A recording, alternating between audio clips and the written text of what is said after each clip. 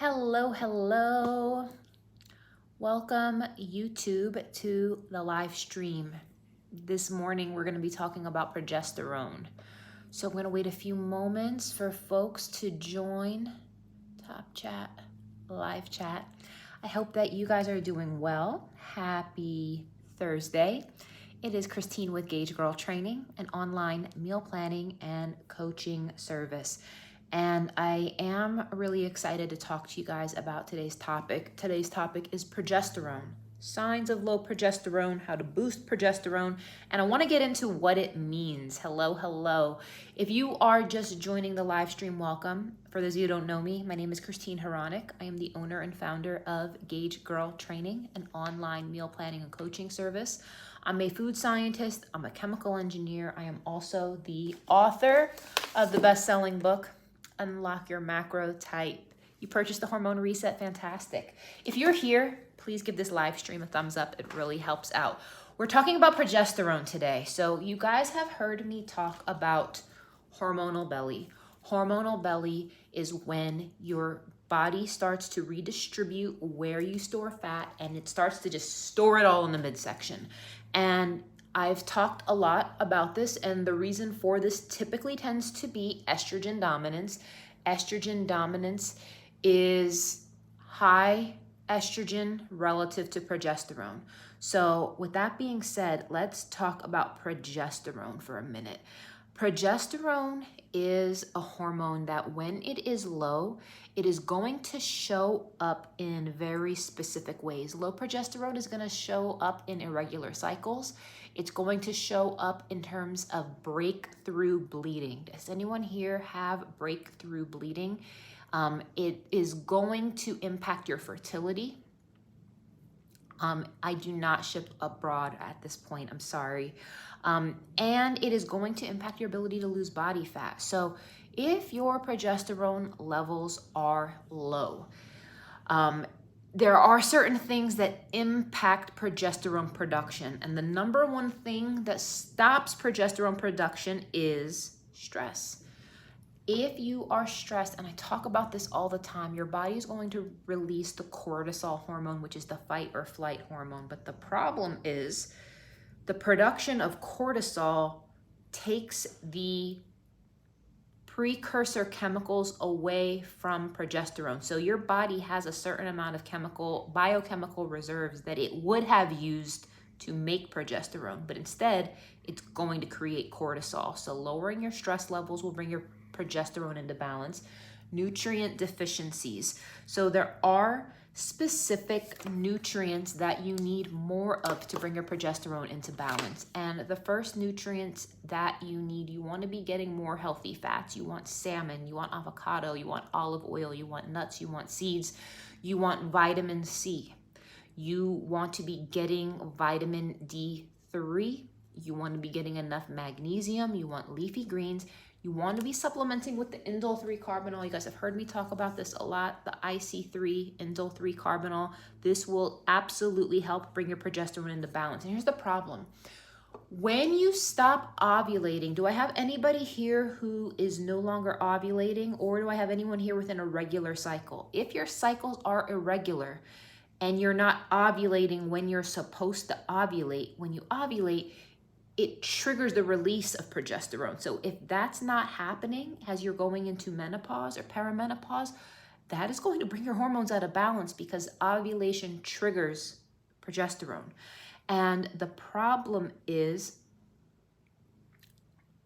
that will cause fat gain. It will cause fat gain. It will absolutely, positively cause fat gain. So here, this is one of those counterintuitive situations where you need to be eating enough fat to lose fat. And the reason why you need to eat enough fat, dietary fat, and why that's going to help you lose fat is because that fat is going to help you create the hormones you need to bring your body into balance. Low progesterone is a nightmare, but low progesterone is easily addressable. You can address it through food. You can address it through supplementation. Like I said, You can even talk to your OBGYN about this and they can put you on supplemental progesterone. Now, if I have anybody here who is dealing with fertility issues, if I have anybody here who is dealing with issues of trying to conceive, your perimenopause here, 2 months period free, hot flashes coming on strong, perimenopausal and irregular.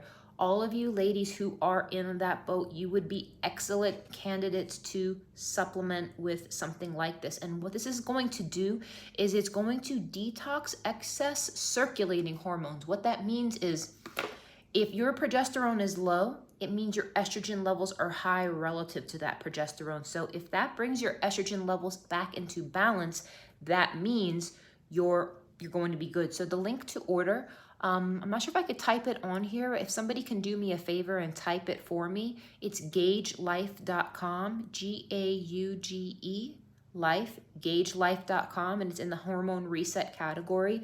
That is where you can invest in this, and it's a game changer, my friends. And I just want to explain why this is such a game changer. So that is going to provide you the ingredients that will detoxify excess circulating estrogens. Now you can get those ingredients, those phytonutrients naturally in kale, broccoli, Brussels, cauliflower, kale, Brussels, broccoli, cauliflower.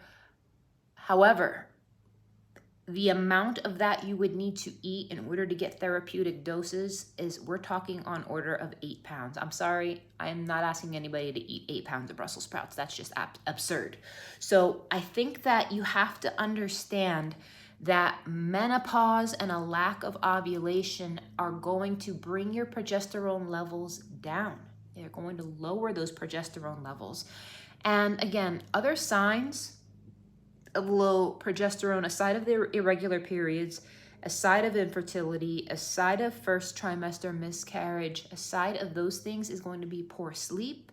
We're talking about bloating, anxiety, irritability, ovarian cysts, breast tenderness, along with heavy periods, painful periods, and cramps. So I wanted to cover this, and what I would love for you guys to do is, if you have more questions, I want to continue this conversation on hormone health. I want to be answering all of your intricate questions. So please comment. Let me know your questions. Let me know the types of things you want to hear me cover more. Again, the things to do if you have low progesterone, just to recap for this short chat. Again, it's short or irregular cycles, breakthrough bleeding, obviously a lack of a period, and going into menopause will definitely put your progesterone levels very, very low, but it is the leading sign of infertility. Now, one thing I did want to say, if I have anybody on here trying to conceive and you do successfully conceive, but you have had a history of miscarriage, what I strongly encourage you to do is, the second you receive a positive pregnancy test, talk to your doctor and get on supplemental progesterone ASAP. It will save your miscarriage. It will prevent miscarriage. And I have seen this in so many women who have had heartbreaking stories. And if you know anybody who has miscarried, if you know anyone who is trying to conceive, please tell them this progesterone tip, where have their OBGYN put them on supplemental progesterone the second they get a positive pregnancy test, and that will help balance the hormones to keep the mother from a first trimester miscarriage. It's a game changer. So if this has been helpful to you guys, please give this live stream a thumbs up. Would I say a longer menstrual cycle is a sign of low progesterone? And the answer is no. A longer menstrual cycle is more of a sign of high estrogen. Shakira, hello, new to my channel. Can this happen as young as 31? And the answer is yes. Yes, yes, yes. It can happen as young as 31. So I don't want everyone to think that just because you're not in menopause that this isn't happening. You're scheduled to have a uterine obligation. Will this product help with hot flashes and menopausal symptoms? 1000% yes, Virginia. And anybody in that IC3, this is a game changer. You can buy this as a standalone. It's also part of my hormone reset bundle and super bundle. What can help with menstrual migraines? Horrible migraine with neck pain, So it starts right after your period starts, but not any other time. So I'm going to encourage you to dial in your nutrition, dial in your water intake, dial in your dietary fiber intake, and make sure you're getting enough vitamin D, make sure you're getting enough magnesium, enough calcium, and enough vitamin C in addition to the IC3. So let's see here. I'm very, very happy. How can you buy your products? You're in London. So Janet, I am unable to ship overseas at this point, but please stay tuned. That will be changing in the future. So thank you guys for watching. Again, please comment all of your questions. And before you leave the live stream, please click the thumbs up and please make sure that you subscribe to the channel and hit the alarm button on the bell. Thank you guys. Talk to you later.